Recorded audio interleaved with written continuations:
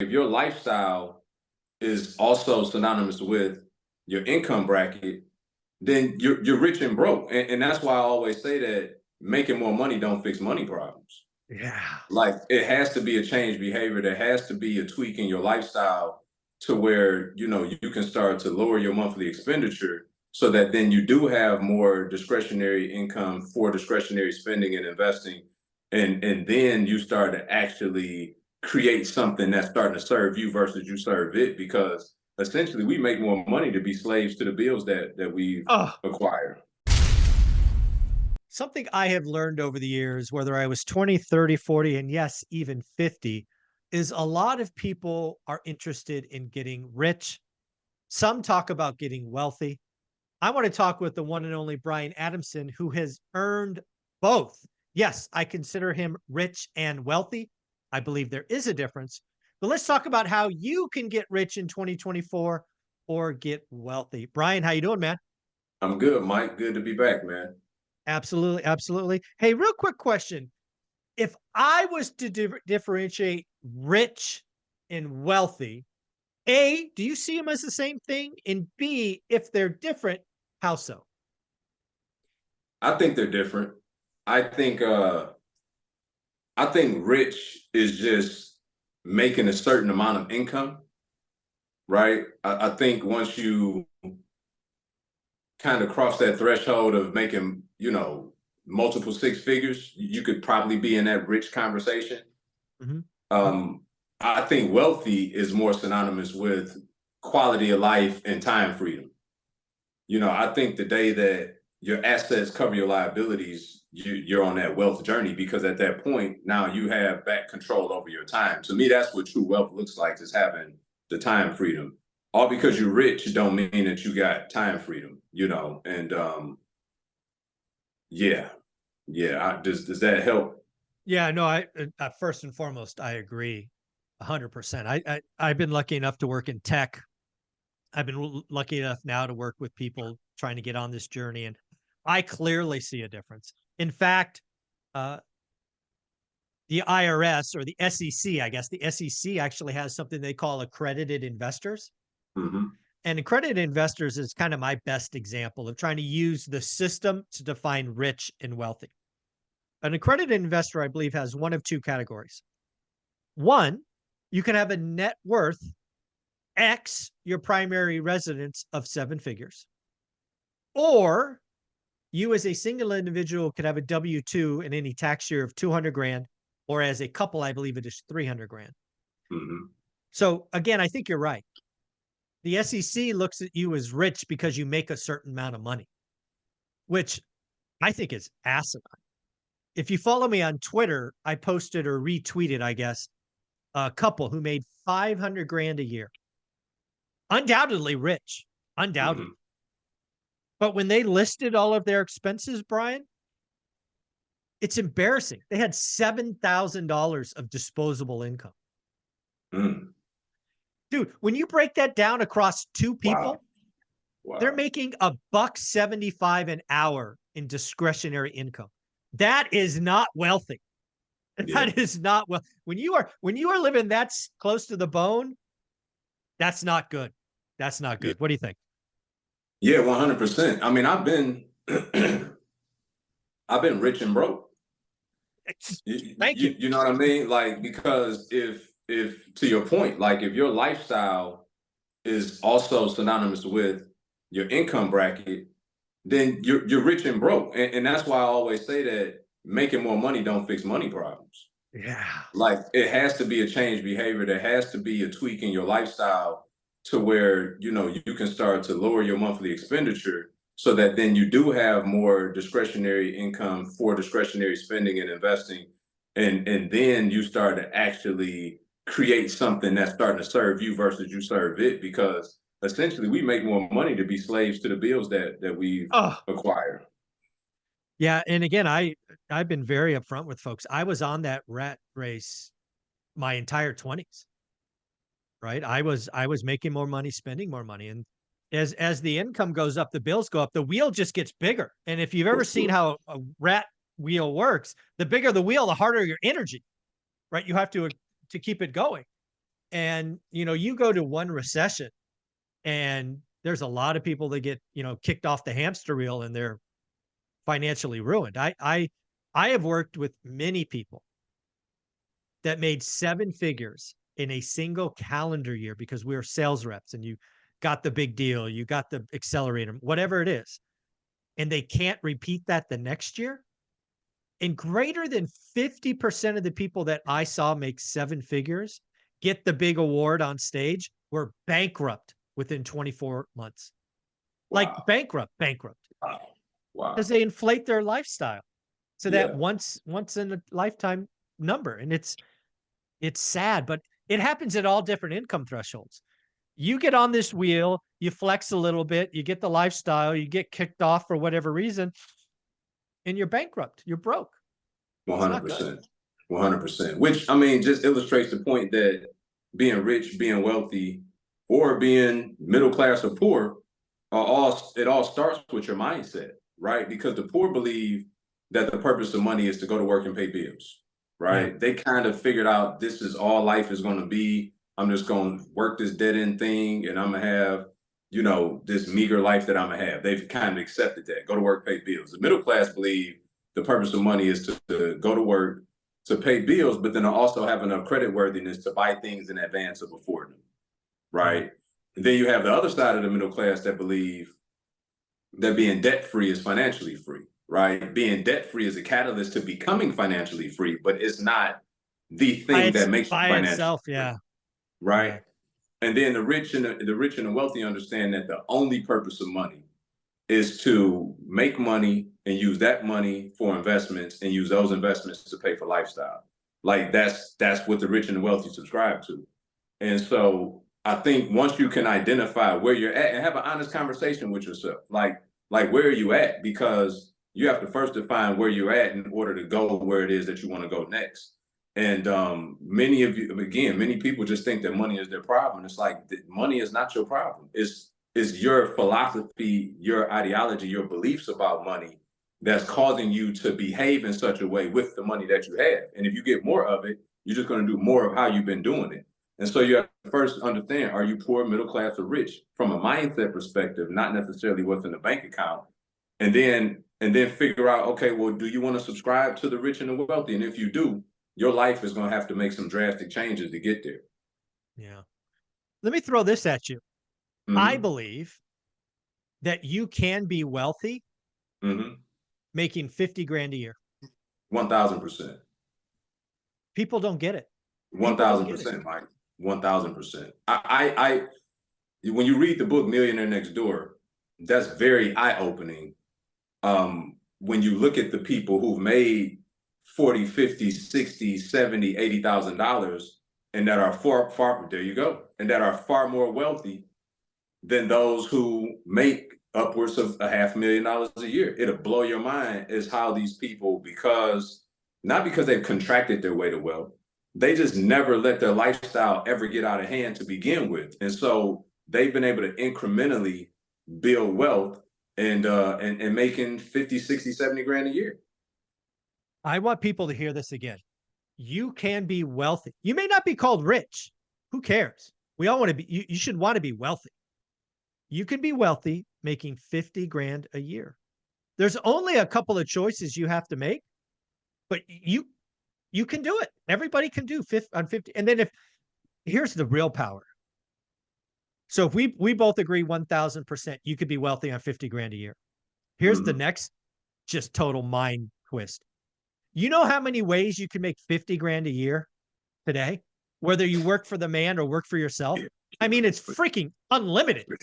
for sure. I For mean, come sure. on. Man, I hadn't even, when you just said that, I was thinking, because we think in months how much money we make now. Right, Like to right. make 50 grand, oh my God. Like you get out of bed and trip and make 50 grand a year today. I Yeah. mean, just by listening to podcasts, by reading a couple of books, by going and buying a course or attending a seminar, like literally one of the four of those things, if not a combination of all four, can put you in position to make 50 grand a year without ever having to answer to anybody. Yeah. So you could be a solopreneur. One of the things that I'm really some so again, I love talking to you because we see the world differently, but the same, if that makes sense, right? I think 100%. you're definitely much more big picture, and I'm more like, dude, pick up the rock, right? You're like, hey, dude, look at the bigger picture. Like, there's a mountain there. Why are you looking at a rock? That's just how my mind works. But Cody Sanchez, uh, while I was doing my half marathon yesterday, she was talking about 7, 8, and 9-figure businesses. Hold on, you just can't slide that in there like while I was doing my half marathon. So you did the half marathon, man. That's crazy. Yeah, I ran 13.4 miles, which is more than half Wow. marathon. I'm training for a marathon, so I just wanted to see if this old man could get halfway there, and he did. Yeah. But anyways, so I did that, but I had to How plug did in. how did how did it go? The first half was great. The second half, I actually texted Olivia at one of the traffic lights. I'm like, this sucks. So the last half was hard. What the hell am I doing? So it went how it was supposed to go. In other words, I Exactly. mean, what else can you expect, man? Yeah. So the idea here is that was kind of a test for me. Okay. Sorry for the right turn, but I'm going there anyway. I'll do another Yeah. half marathon in a couple of months to see if the second half gets better. Right. Because my Okay. marathon's not till November. So it's Oh like yeah, you got some time. this was Yeah. like a baseline. So, but yeah, Okay. it went how it was. But back to Back to my, accountability, Mike. yeah, Accountability. There you ev- go. You know what I every mean? time, Leading by example. every week, baby. Just did my weekly update this morning. Yes, sir. But Cody Sanchez, 7, 8, 9 Mhm. figure business. Yeah. I go back to our conversations, 50 grand, 50 grand, 50 grand. You could be a solopreneur in your whatever you love, beanie babies, classic cars, making jam, whatever it is. If you did that for a little while on social media, you could become the expert or one of the experts in that area. And you could easily get referrals or affiliates or whatever they're called. And you can make 50 grand talking about what you love pretty easily. Now, it will take time to build up and all of that, but build that up while you're working so you can fall back into that. I mean, I think there needs to be more solopreneurs. That's something I'm pushing. 100%. So I coach coaches as well, right? So in addition to real estate coaching, I've been asked so many times to do it. I finally surrendered at the end of last year, and I've started coaching coaches and consultants on how to grow their coaching Nice. and consulting businesses, right? How to develop, who's their avatar, like who am I talking to, craft their messages, everything from their marketing, their content, their fulfillment, the sales, the whole nine, teaching them how to build out their businesses. And to your point, Mike, I'm working with a young lady right now who was able to get away from corporate America. She was making 180 grand a year doing corporate sales for a tools company, and what prompted her to leave so quickly was her dad passed away. He was like the mentor in her life, amongst other things, and she said that she started to come face with her own mortality and was like, why am I doing this? Like, there's got to be another way for me to live. And the first thing she did, left this $180,000 a year job, moved in with her mom, cut her expenses, bought a couple rental properties, and now she's building out a coaching business. And well, I should say a consulting business that probably will evolve into a coaching business. But she's starting with helping people who have lost a parent or a loved one get over grief and basically, tap into their dreams and show them how to turn their dreams into dollars. This is a classic example, and she's going to make far more than $50,000 a year doing it, and she's going to enjoy herself while doing it. That's the beauty of, I think it's easier today. And again, disagree with me. It's easier today to make that 50 grand than it was certainly 20 years ago, right? Oh, 20 for years sure, ago, I had to sell my hours, right? Today, I could sell my passion, for sure. right? Social media, the phone, all of this has just enabled you to put out some. That's the beauty of what I think we have in front of us is if you're Gen X, you're a baby boom, you're a late stage millennial, you've been doing something for 10 years. You have that itch, that thing that you want to, you have real life experience that can help others, right? You just need that avatar and it doesn't need to be millions of people. We all don't need to be Graham Stephan with 4.6 million. We get 4,600. That's enough. 100%. And to your point, Mike, 20 years ago, it wasn't just selling your time. You had to buy a degree, then sell your time, Yeah, exactly. Exactly. Yeah. right? I Yeah, mean, it was, and yeah, today it's it's like it's crazy. a joke. Like college, like who does that? You know what I mean? And I'm not against it, right? I've been there, done that, got the trophy as you did, but it's just I the got a fact couple that of them. I got a couple. it's just not necessary. And don't waste your money. Like go find an area of focus. Go spend a fraction of that on a seminar if you're gonna spend some money in an area. Like literally just figure out like this past weekend they had Podfest here in Orlando. Right? Like if you want to start a pod, go get in one of those rooms. I don't know what the Mm. cost was, but I guarantee you it's a lot cheaper than college and Oh, the yeah. upside is a lot bigger for you. Right. Guaranteed. And we gotta get out of this traditional way of thinking and really understand that we're in a different era now, man. And if you really lean into that and can get rid of all this archaic ideology that don't serve people at the highest capacity now, you can really create a life for yourself that that you probably don't think that is possible for you right now. Just leaning into those things that you're already passionate about and putting some framework and structure around it and finding other people that were you 5 years ago and Mhm. go talk to those people. Yeah, that's exactly what I'm seeing now is you gotta get in rooms being, the generic, around people that are just a step or two ahead of you. It does annoy me that a lot of people that don't have a rental, they look at Grant Cardone with, I don't know what it is, $10 billion or whatever, and they're like, "I wanna be that." I'm like, "Dude, that's great and all, but why don't you just get one?" Yeah. Right? Yeah. The chasm is just so big. Yeah. Honestly, Mike, to your point, I think that prevents a lot of people from even starting. I agree. They're like, "Ah, You, it's you too know, big. Not possible."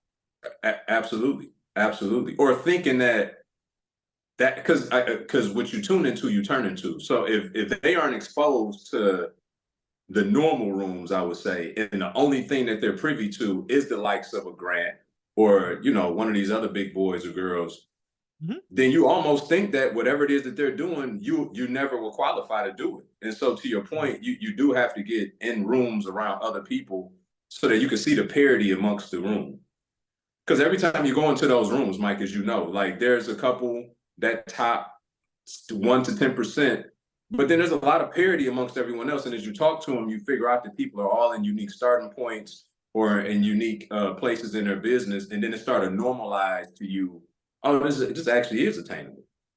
Yeah. Yeah, one of the things that I love that's just a happy accident, right? You're gonna be a part of the ORaaT event 17th and 18th in February. Dude, it's less than 3 weeks away. Can you believe it? Crazy, crazy. Crazy.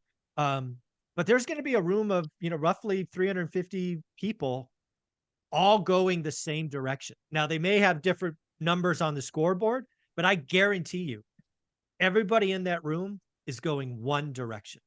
Mm. And that is gonna be amazing to watch. It's like I didn't when I agreed to do the celebration, I had no idea how excited I would be to be in a room of 350 some odd people going one direction. Yeah, That's awesome. that is encouraging because I've been thinking about the audience. I'm always sensitive to that, right? Especially when speaking. And I thought about the same thing, Mike, that people are going to be in different places and stages. Some are going to be, in corporate America trying to get their first deal. Others are going to be, I got a couple rentals, I'm in corporate, I'm trying to figure out how to make the transition out. There's going to be some full time investors there. There's going to be some that have scaled up already. A myriad of people in different places. But to your point, the direction is going to be all the same way. And I'm encouraged by that because there's less barrier to get through to people based on where their unique point is to help them get beyond that point because the needle is at least moving in the right direction. They just may need some of the steps and the support and the tutelage to help get them beyond the point that they're currently at. Yeah, I have this analogy I use with the 3 amigos, right? There's the drunk idiots in the parking lot. There are people that paid the ticket or in the stands, and then there are people on the field. Mhm. I have a particular frustration with the drunk, loud idiots in the parking lot. None Mhm. of those people are gonna be there. Everybody will be in the stands. They paid the ticket, they're there, or they'll be on the field. Hmm. And that's just going to be just amazing to be a part of. Yeah. I think about it a lot, and I'm glad I paid the extra money to get it recorded because, frankly, that wasn't in the budget to begin with. But now Hmm. we're doing it. I'm just gonna. I know I'm gonna do a highlight reel that I keep looking back on. But let's take that topic, that idea, and twist it. Because I think one of the things, as I try to get more and more people to think about being wealthy at 50 grand, and I'm using 50 grand because it's a number that everybody should think's attainable. Whatever Hmm. your number is, it's your number. But let's just go back to 50 grand. Could before we go beyond that, Mike, could you just really quick show someone the entire picture of what a 50 grand income in comparison to what their lifestyle would need to look like? Because I think that's an important part to tell them what their lifestyle would need to look like with that 50 grand. So to have a 50 grand year, we'll just use rough numbers. That's roughly $4,250 in gross income. Hmm. That's probably like $3,500 after taxes. So what that means is your fixed expenses are significantly below that. And I would hope they're, $2,000 or less. But how do you get there? Well, you have to make some choices. One of the things you can do today, obviously, is house hack, whether that's units or whatnot. Maybe that's something you do 2 or 3 times. And then ultimately you move into a single family home and your rentals. Basically, I think the first thing you got to think about is how you get housing paid for zero or is negative, which means you're living for free. Then you have to watch you can't ball out as your income goes up. You basically have to make those choices. And again, it's easier to do when you're single in your 20s, but I have known plenty of millionaires who had the big house in Texas, sold it, lived with family, then moved into a upstairs fourplex on a Kelly, right? So Yeah. you can, as an older adult, make these choices. But the idea is it doesn't have to be real estate. You and I have multiple income streams now that are Hmm. north of 50 grand all by themselves. Hmm. Everybody can do that. I don't care where the 50 grand comes. It could be flipping on eBay. It could be Etsy stores. It could be dog walking. Whatever you love, there's a way to do it. You don't have to work for a man, but you've got to keep your expenses sub $3,500. Yeah. Whether you're a solopreneur. And again, the crazy thing is, I don't care if you are, I talked to somebody yesterday whose passion was serving. Uh, Hmm.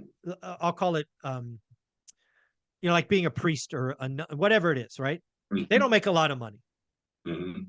But if you set up your dominoes correctly where your life's covered and you don't have that mental strain of having to earn that income, it's just freeing. For sure. I've talked to high school seniors and I've told them all the time, can you live on $2,500? And they said, yes. I'm like, if you do that for 5 years, you could be financially free at 25. And then think about what you could do the next 50 years. No kidding. It's what I want people to believe. And I'm glad you asked that is it is all mindset. You Yeah. have to believe it's possible. And this is where I'm going. Most of you, if you're there personally, your friends aren't. Mm. Your social media isn't. Mm. Too many of you have friends that suck and should be fired, and your social media feeds are horrible. Mm. Stop blaming the algorithm. You need to block the idiots that make you feel bad, that scare you, make you jealous.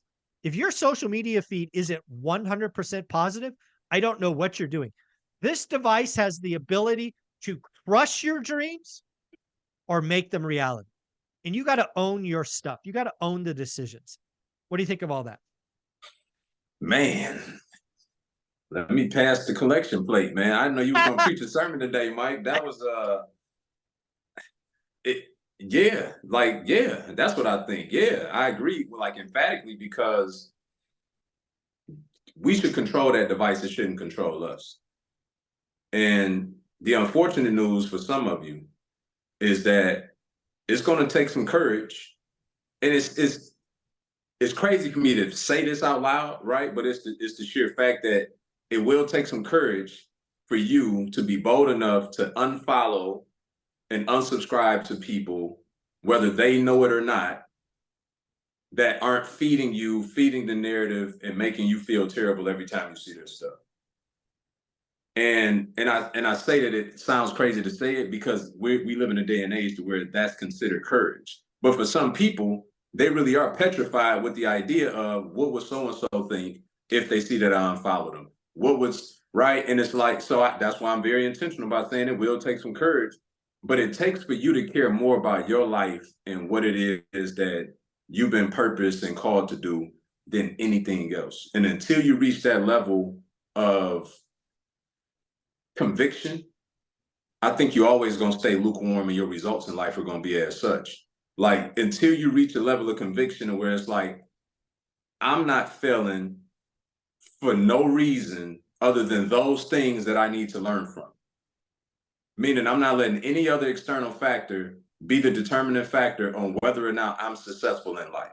And I also understand that I don't get to play the blame game and I don't make it out this life being a victim. And I don't get to blame my surroundings and my circumstances because we're not a product of our environment. We're a product of the decisions we make in our environment.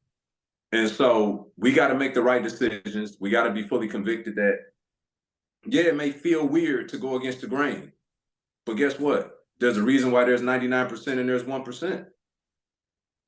Everybody follows the bunch. Like very seldom in life today do we have independent thinkers. Yeah.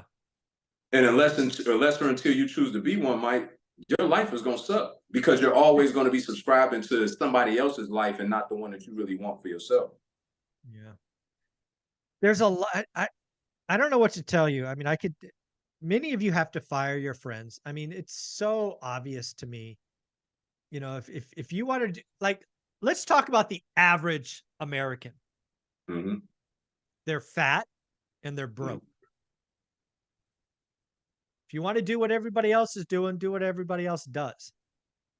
If you want to get wealthy, there is a percentage, 5-10% that get it. There are only a couple of choices you have to make. Yeah. But one of the first things you have to do is get in a room with other people that believe. Like if you get in a room where everybody's going that direction, maybe somebody thinks wealthy is 200 grand. Maybe somebody thinks it's 100. Maybe you think it's 50. But if everybody in the room is on the wealthy path instead of your loser friends who want to take you to the bar, get drunk, whatever. Show me your friends, I show you your future. I mean, it's wild to think. 100%. 100%. So this is Dr. Darius Daniels, right? He's a phenomenal pastor, but he's also he's killing it in the marketplace. And he's got this saying that goes, two people walk in the room, they both experience the same problem. One of them is like beside themselves about what's going on. And the other one identifies that it's a problem, but aren't as bothered by it. And what he calls that is divine agitation, meaning that God puts something on the inside of each and every one of us that bothers us when we encounter this problem, right? And this is a big one for me, the one that we're talking about now, because I've had to fire friends of 30 years. I've had to fire family members. Like I come from an environment, Mike, where I grew up in the streets of Detroit, and because of the lifestyle that I led early on, when I started to evolve, I had to get rid of those people that were no longer serving me based on where I wanted to go, regardless of what our history suggested and what our environment suggested we should have did in terms of staying together. And so my pet project I've been working on, we're actually launching it in February, is a community called Believers in Business, where, we're covering 4 pillars: faith, fitness, finance, and freedom, right? And this is a community for people, and it's not a prerequisite that you be a Christian, right, as I am. It's just for those that want more out of life, that are unfulfilled, that have a void, and they want to get stronger in every aspect of their life: faith, fitness, finance, and freedom. Because I think when you get that core 4 down, then you really start to see true success in your life, right? I've had times where I had the financial success, but I was wrecked inside. I was rich and miserable, like I would call it, my miserable millions, right? Or I had other times where you joke with me about this last time, where I was 60 pounds overweight 17 years ago, right? So how do you maintain a lifestyle for 17 years where your weight only has shifted 5 or 10 pounds, right? That's not by happenstance, and it ain't because I don't eat ice cream on the weekend. Like it's the strategy, you know what I'm saying? And finance that we've been talking about that the whole start of this the conversation, and ultimately freedom.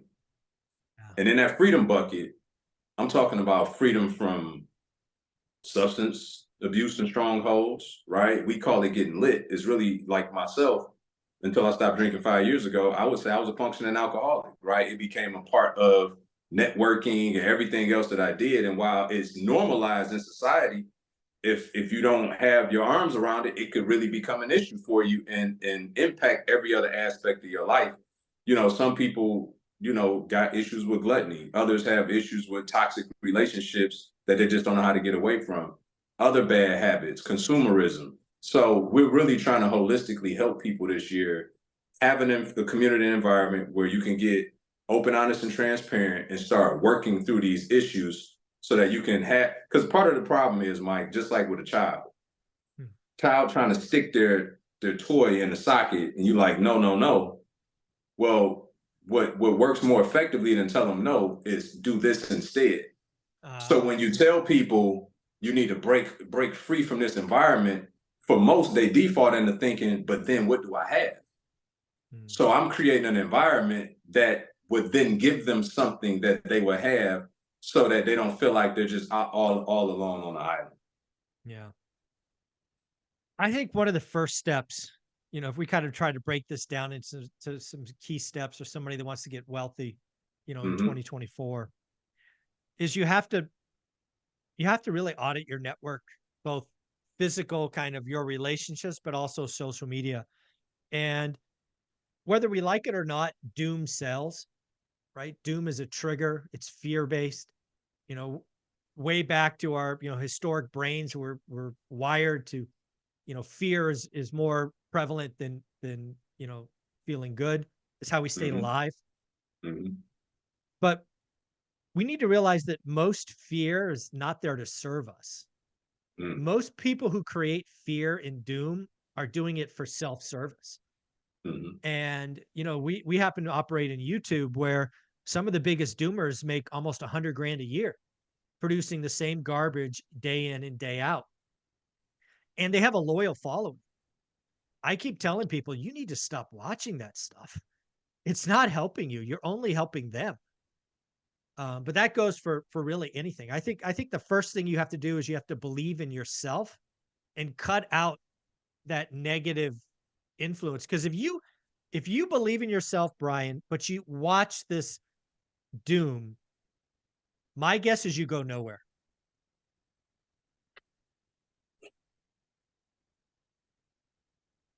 I would say so. I would say so. At some point, because again, what you tune into, you turn into.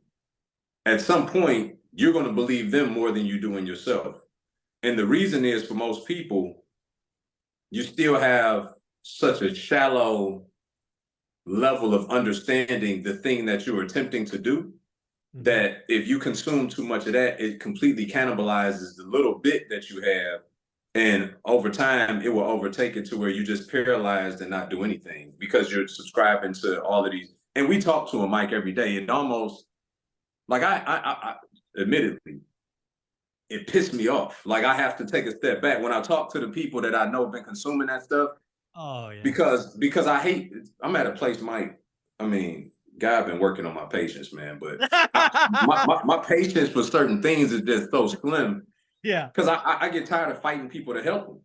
I just block them. I've given up. I Like used to like debate them. don't reach out for me to me for help, but then I gotta fight you to help you though. Yeah, or don't tell me it doesn't work. Hello? Yeah, exactly, exactly. And so, yes, I do agree. If you consume too much of that, you're going nowhere fast. It's not a good place for you. And not only that, let's be honest.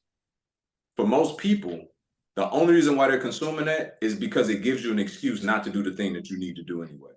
Well, here's the worst of the worst. You know what the worst of the worst is? You are watching people who have done nothing, Mm, right? The crash bros are people who rent, people who have lost homes in the '08 crash. They own nothing. And those are the experts that you're following, as opposed to builders who have actually done something and made lots of mistakes but survived. You're going to be watching renters who build pretty charts to not who couldn't understand housing to, buy something when it was a great deal in 2020. It's mind-boggling. If you want to get fit, don't watch somebody that's 500 pounds, Yeah. right? I mean, it's like, how is this okay? I want to understand real estate. I'm going to go watch a lifelong renter. Really? That's what we're doing these days? It's crazy. Yeah. Yeah. It is. But again, Mike, going back to what people have in their feed, right? Yes. Typically, because here's the thing. So let's just say they do the work, right? They take everything that we said. They started to audit their circle. They audited their social media, all the rest of it. Well, what happens is, Mike, when you've not cleared the path for you to have a clear runway, then you have no more excuse not to take action. See, as long as you clutter it with things that don't serve you, you can always have an out by saying, but Yeah. what about this? And but what Ugh. about that? So that's what I mean. Some people are intentionally doing this to pacify themselves, to give themselves an excuse to not do the very thing that they know that they should be doing. Yeah. Sabotage, self-sabotage. Self-sabotage. That's Yeah. self-sabotage. So I believe mindset, personal network, both physical and online is kind of where it starts. But if you wanted to advise somebody that says, Brian, I want to get wealthy on 50 grand, where would you send them? What would be something you'd recommend looking at?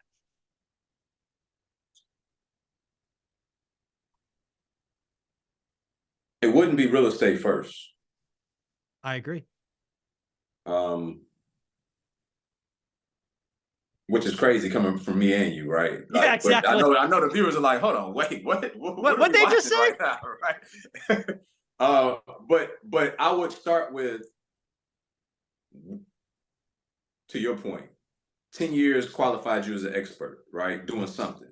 What do you do for your big corporate employer that you can go and do for a small business that needs those services? Like, I think that's like that's the least path to resistance.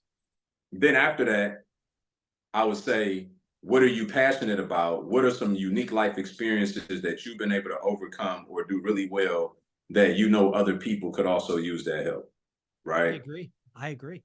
Then the third thing I would do is I would go get a high income earning skill, right? And while real estate would be one of them, I would also look at maybe writing copy, becoming a copywriter.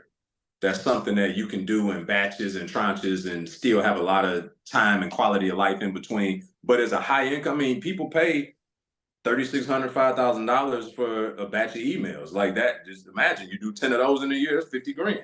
So go get you a high income earning skill that you can charge for, become a solopreneur, and just charge people for those services, And so those would be the three places that I would start. I Transition for what you already do at work. The next one will be define your passion project, right, and go monetize your message. And then the third thing will be go pay for a high income earning skill. I love all of that. And I agree with you. I think if you really have the mindset that you could be wealthy on 50 grand, which means the 50 grand is more than you need to live and you have disposable income after that. I don't care what it is. Go if you can turn your passion or hobby into that, and I want everybody to believe it's possible. There are ways to do it today. It's never been easier. Just build while you're still working. That way I hate the whole burn the boat. Nothing pisses me off more than saying, just quit your job, go all in. Yeah, I get it. There's a couple of success stories, but there's some massive failures. And I don't recommend it. I heard Ed Milet talk about 92% of the people are employees, only 8% are entrepreneurs. Feels right to me. But if Mm. you're part of the 92%, take your hobby and start to figure out how to monetize it. Get in new rooms with people who are already monetizing that thing. Learn from their success and failures. And in 2 or 3 years, you're going to have a couple of income streams that might get you there. And then back to real estate. Once you have the disposable income, you stack assets, and assets are real estate. But go go do you. What lights you on fire? What could you talk about for free with no preparation? Yeah. Welcome to your future. Yeah. Yeah. And just to again highlight how doable it is. I just explained that I'm starting a community next month called Believers in Business, covering four pillars: faith, freedom, finance, and fitness. Okay. These are all things that I do anyway, and that I've done relatively well, and that I know people can benefit from learning how I've been able to do it, not to mention bringing in all of my expert friends to help in different areas and all the rest of it. It's going to be $47 a month, but I promise you that's going to be a multiple six-figure year business. So, Okay. and again, I didn't have to reinvent the wheel. I'm just taking something that I've been able to do that served me and my family and my sphere of influence at a high level to where now I'm gonna serve more people doing the same thing. So we don't got to overcomplicate it. What we do have to do though, and this is very important, when you go out in the marketplace, don't think for the marketplace, think from the marketplace. I'm gonna say that again. Don't think for the marketplace. A lot of the time, we think that because we're excited about a thing that other people are going to be excited about it. It goes beyond that. You have to think when you're, because look, being in a marketplace is really being in service if you're doing it the right way. We're serving people. Mike's putting on an event serving people. Okay. And so when you're serving people, you have to think from their perspective. What are they dealing with? What are their hangups? Right. And if you can build something to adhere to solve their problem, then in reciprocity, then you get paid because you're solving their problem. So think of it from that perspective as opposed to trying to force feed somebody something that serves you. Make sure that the thing you're feeding them serves them. Yeah. I want to go back to something I think I asked earlier just to kind of reinforce it. Do you think it's easier today for somebody who's not wealthy to get wealthy than maybe it was 20 years ago? Oh, 1000%. 1000%. I don't know. Had I not evolved into investing in myself and finding those rooms and all the rest of it, I don't know how I would have gotten wealthy just from doing what I was doing 20 years ago. Like, I'm gonna be honest, man. I don't know. Yeah, I mean, you're I really do think you've got to believe it's possible. You've got to X out your friends and family and social media. You got to get around people that are already doing it at different levels and just keep believing. I Yeah. mean, that is why I wrote my second book, 15 Conversations with Real Estate Millionaires, is Hmm. because my story in one rental at a time is just that. It's one story. It may resonate, it may not. There's there's dozens, if not hundreds of ways to get wealthy in real estate or business or other. That's why the second book was there because I wanted to write 15 unique stories about how people did it. And because again, it's so important to have that rock solid belief. I personally, for the first 5 years of getting wealthy, I did not know if it was going to work. It's Hmm. hard, it's slow, you make mistakes. But if you're around people that's like, yeah, we made that mistake too, twist, twist, twist, keep moving, it just would have felt better. Yeah. And 20 years ago, it didn't really exist. Today, if you're around the right people, freely accessible books, Yeah. podcasts, seminars. 100%. I think, excuse me. I think if we just look at it from a perspective of when you go get a job at an employer, right? For many people, you don't really know if you can do that job. Mm, Even if you had experience at a different employer, like every company is different, the culture is different, the systems and processes are different. So when you're going to sell yourself on a job interview, you really don't know that you can do the job yet. You're just focused on this is the money I want to make. I'm about to go in here and sell the heck out of this opportunity to get my foot in the door. Right. And so then we get there, and guess what they're going to do? They're going to train us. And not only are they going to train us, but they're going to pay. If you got a good job, they're going to pay to send you out for training, and they're going to invest all kind of money in you before they ever seen you do a thing. So they've agreed to pay you money to upwards of six figures to do something you never done. And then they're going to make another investment in you to make sure that you have all of the resources and intellect adequate enough to then put you in the best position to go out and perform this thing. I highlight that for this reason. that means that an employer views you as an asset.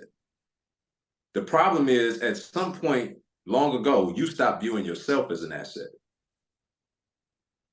And so if that employer is willing to pay you $100,000 a year, best believe they making an investment in you in those first couple of weeks, because they're going to make $1 million a year off of your production. And so the formula works, the methodology works. You just need to work it for yourself. Stop allowing everybody else to leverage you as an asset and start leveraging yourself as an asset. Go make some investments in yourself. Get the tutelage. Understand that going to start a business is no different than you not knowing how to do that job at first.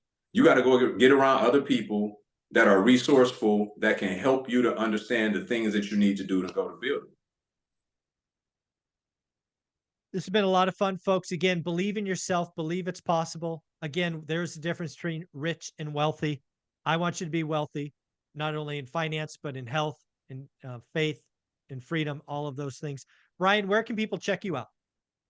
Brian Adamson Official on YouTube, Brian Adamson Official on Instagram. And shout out to all the ORaaT family. I've been DMing with many of them, and I look forward to seeing y'all in a few weeks for sure. There you go. Thanks, man.